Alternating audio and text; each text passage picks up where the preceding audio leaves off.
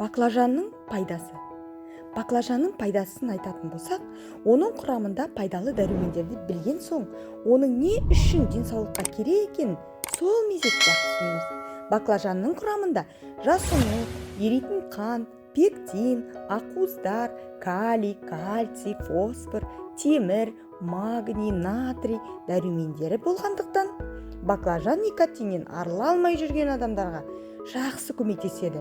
Никотин қышқылы арқасында ағза никотиннің аштық сезімін жеңілдетеді. Әрі баклажанды асқазан және ішек ауруларымен ауыратын адамдарға тұтыну ұсынылады. Баклажанды күнделікті тұтыну атеросклероз ауруының алдын алып және оның емі болып саналады.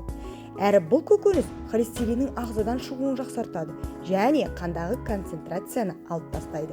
Анемиямен ауыратын адамдарға баклажанның тигізер пайдасы өте көп. Гемоглобин деңгейінде реттейді. Сонымен қатар баклажан қант диабет ауруымен ауыратын адамдардың қанының құрамында қанттың ыдырауына көмектеседі.